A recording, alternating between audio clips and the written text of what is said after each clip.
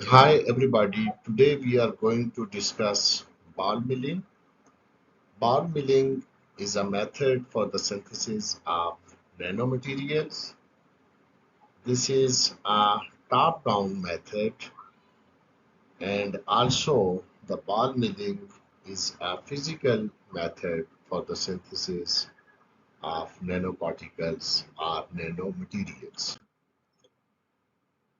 Ball milling is a mechanical technique extensively used to grind powders and create new materials. So ball milling is not a chemical method.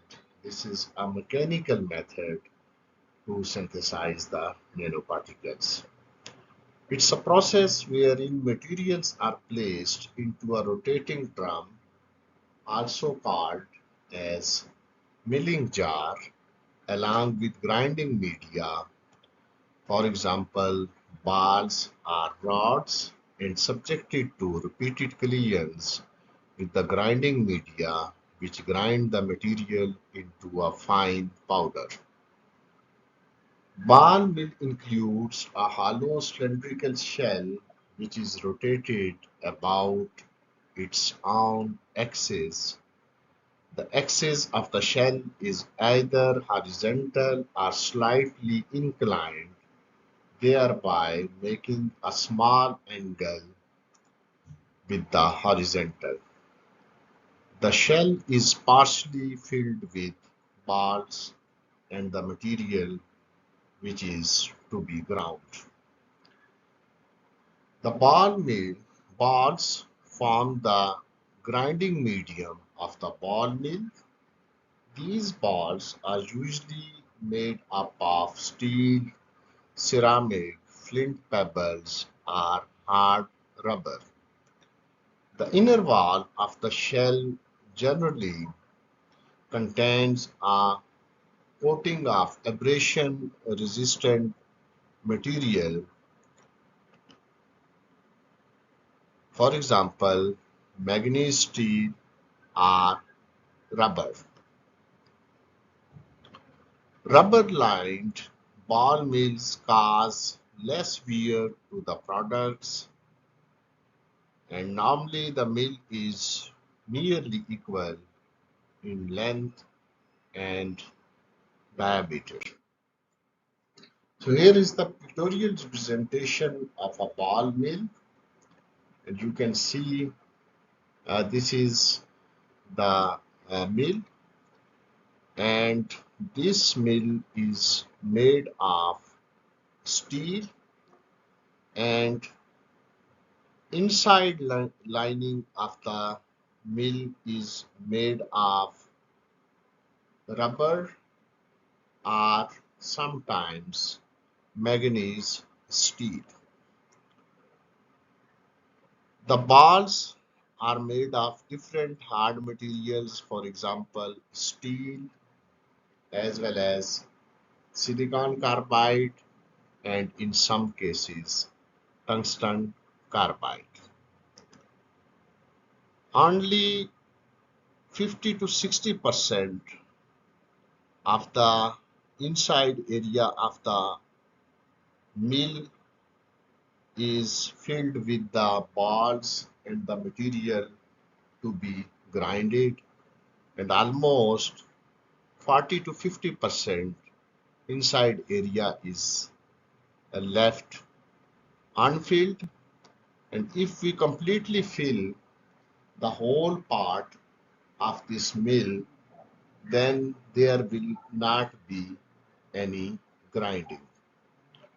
You can see that from left side of this mill there is an opening, and this opening is used to fill the material inside the mill, and then this mill is turned on, and this mill works on electricity, and through electrical means this shaft rotates, and due to rotation of this shaft the whole mill is rotated, and due to the rotation of this mill, these balls hit the material and convert the material powder into further smaller sized particles, and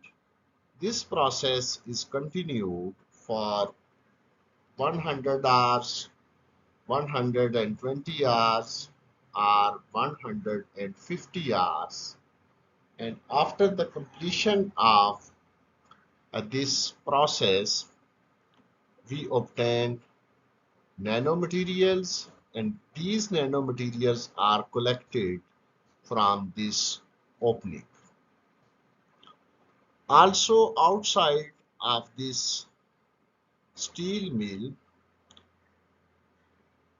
some magnets are placed, and these magnets hold the magnetic material along the walls, and when the magnetic materials are held along the walls, there is proper heating and grinding of the material is carried out using these bars.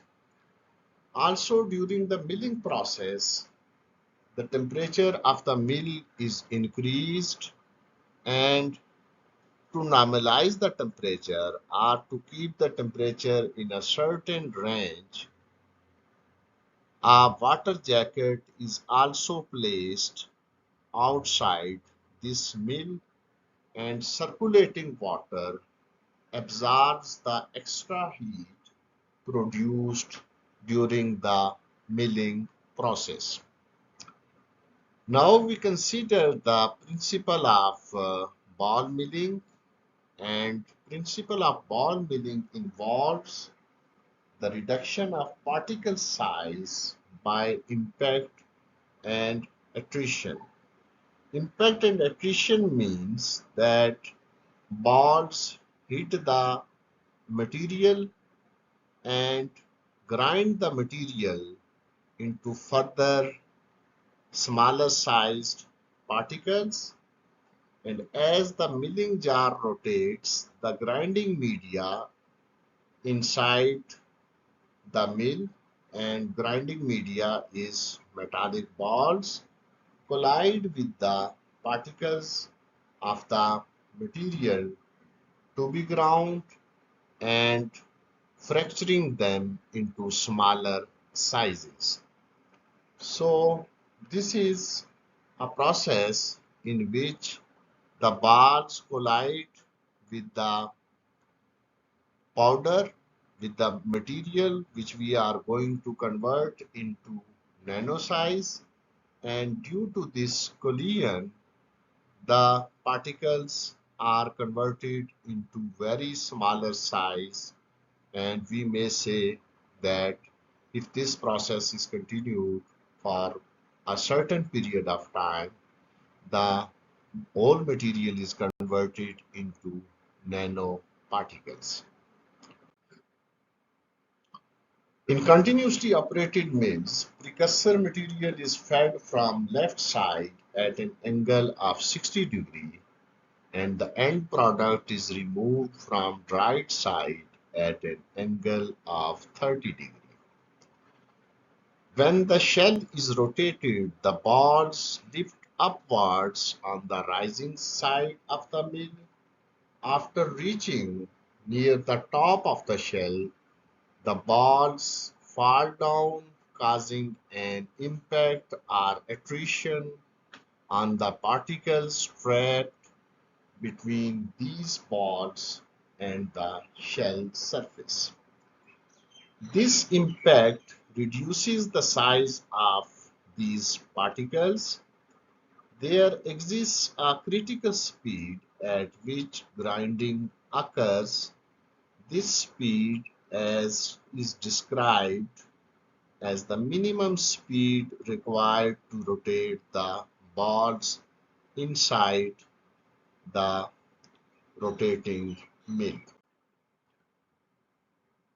In ball milling, a powder mixture is positioned in the ball mill and is subjected to high energy collisions by the balls as we have seen in the previous figure. The ball milling process we can summarize as it consists of stainless steel chamber and several small iron, silicon carbide, hardened steel or tungsten carbide balls to rotate inside the mill. The powder of material is put in the steel chamber. The powder is reduced to nano size using ball mill. A magnet is positioned outside the chamber to apply pulling force on the material. This force raises milling energy as the milling chamber or container rotates the metallic balls. The ball and the material mass ratio is generally kept at 2:1. It means the balls are larger in size as compared to the material which we are going to crush or convert into the nano size. These metallic balls impart very high energy to the powder, resulting in crushing of the powder. The ball milling process generally takes 100 to 150 hours to give uniformly crushed fine powder. It is a mechanical processing technique. Consequently, the structural as well as chemical changes are caused by the mechanical energy. The grinding balls used in ball milling are typically made of different materials, each offering different properties suited to specific applications. Common materials for grinding balls include steel balls are the most commonly used grinding media in ball milling. These balls are durable, relatively inexpensive, and available in various sizes and hardness levels. So normally the steel balls are preferable due to their several advantages. But if we are going to uh, synthesize a material which already contain iron, and then these steel balls may be good for use, but if we are synthesizing a material which does not contain iron, then using these balls will create an impurity of iron when we will obtain the final material.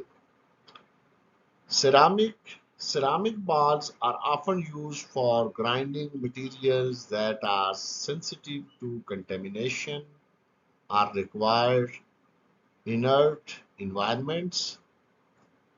These balls offer high wear resistance and can withstand higher temperatures. So the ceramic balls have the advantage that these balls can bear the wear resistance, and as well as these balls can intact their chemical composition during higher temperatures.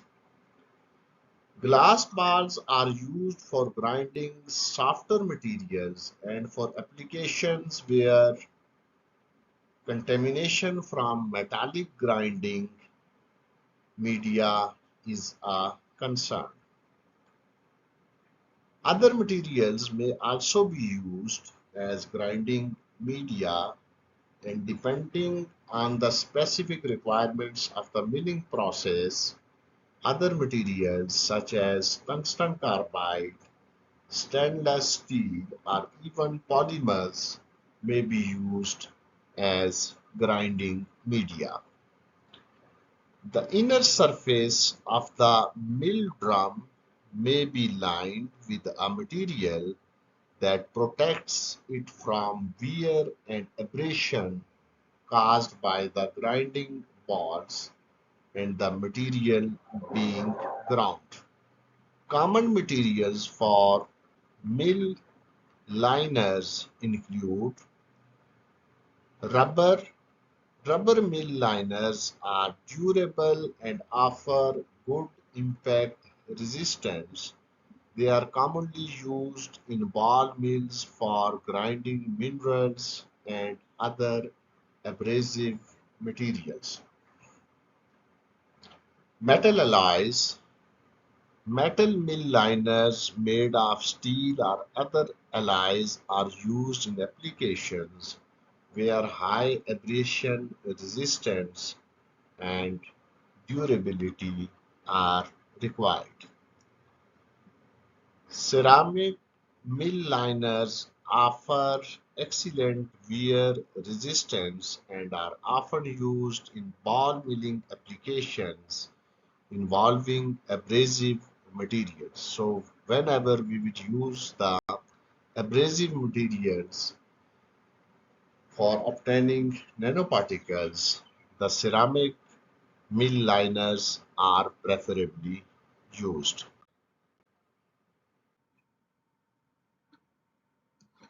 The ball milling setup may include some other components as well, such as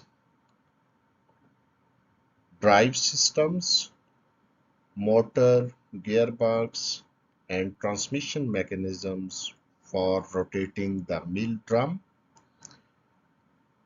Also, cooling systems, water or air cooling systems to control the temperature during milling, because during milling process heat energy is produced, and to reduce the temperature of the system we use water or air cooling systems. In addition to this, safety features, for example guards, sensors, and emergency stop mechanisms to ensure safe operation of the ball mill.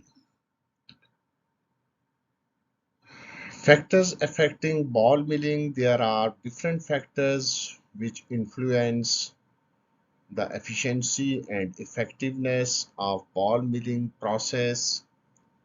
These factors include the speed of rotation, the size and number of grinding media, the duration of milling process, and the properties of the material being milled. As far as the size is concerned, the size of the grinding media directly influences the dimensions of the produced particles. As the size of milling balls is reduced, the size of final products also decreases. It means that the balls of the smaller size will produce smaller size nanoparticles, and balls of comparatively larger sizes produce nanoparticles of comparatively larger sizes. However, the grinding media cannot be made infinitely small. A limitation on the size of grinding media is imposed by the size of the largest pieces of material to be crushed. Although smaller sized uh, balls or milling media produces smaller sized nanoparticles, but we cannot reduce the size of the grinding media as compared to the pieces of the material to be crushed. In simple words, the sizes of the balls or grinding media should be greater than the particles of the material to be crushed. Thus the ball Thus the milling balls must be considerably larger than the largest particle in the powder mixture required to be ground. Another factor is the density of the milling media or grinding media. The density of the grinding media should be more than that of the material being crushed. Different grinding applications have different requirements. Controlling all these parameters allow for fine-tuning of the milling process to achieve the desired particle size and as well as the desired properties of the material. Applications of the ball milling. There are different applications of the ball milling. For example, material synthesis. Ball milling is widely used for synthesizing new materials or modifying existing ones. It's commonly employed in the production of nanomaterials such as nanoparticles and nanocomposites. Another use of ball milling is particle size reduction. Ball milling is used to reduce the size of particles in various industries, for example, pharmaceuticals, cosmetics, and as well as food processing. Another use of ball milling method is the mechanical alloying. This technique involves blending powders of different materials to form alloys. Ball milling facilitates the mixing of powders at a microscopic level, leading to the formation of homogeneous alloys. Also, the ball milling process is used in the process of catalysis. Ball milling is used in catalytic processes such as preparation of the catalyst spores and also the activation of catalytic materials. So the activation of the catalytic materials could be carried out by ball milling process, and this activation is done by converting the powdered material into fine nanoparticles. Grinding and pulverization. Ball mills are also used in the mining and metallurgical industries for grinding ores and other materials into fine powders.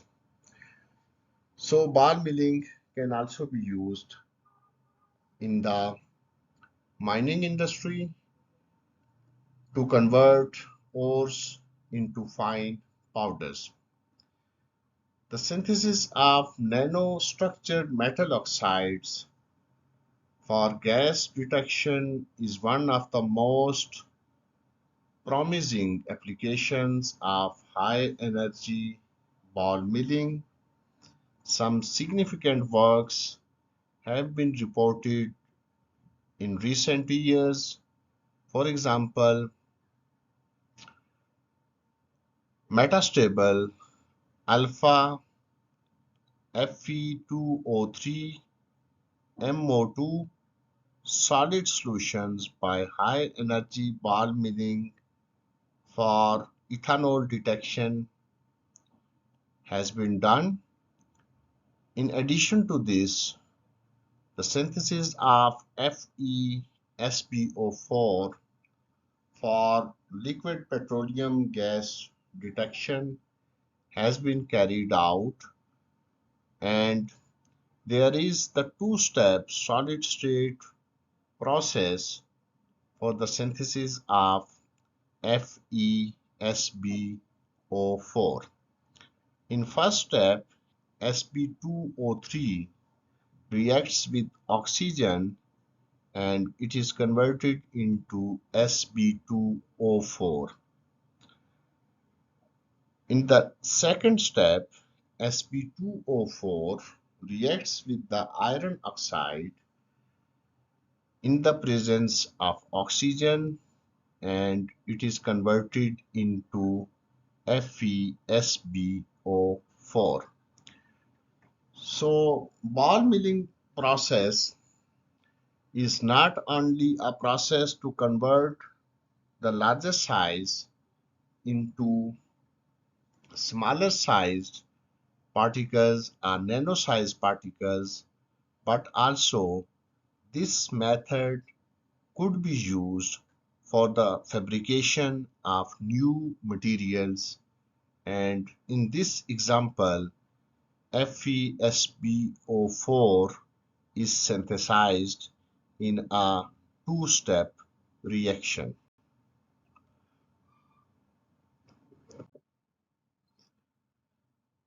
Now the advantages and disadvantages of ball milling. Ball milling has certain advantages. For example, small sized particles could be synthesized. In case of ball milling, we have controllable particle size. Also, the possibility of producing nanostructured materials. Ball milling is a scalable process suitable for large-scale production.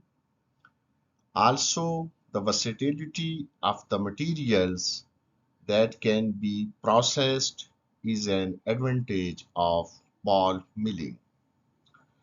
Some disadvantages are also associated with ball milling process. For example, high energy consumption, risk of contamination from the grinding media or milling environment,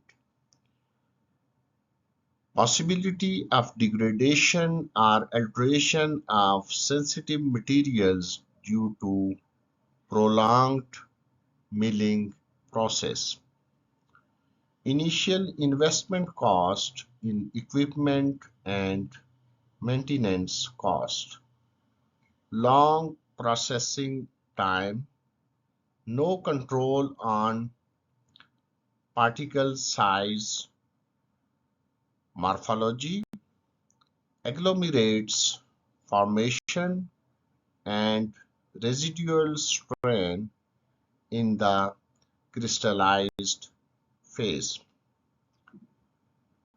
I hope this video is informative for you. Please subscribe the channel, share this video with your friends, and I also expect your valuable comments in comment section. Thank you.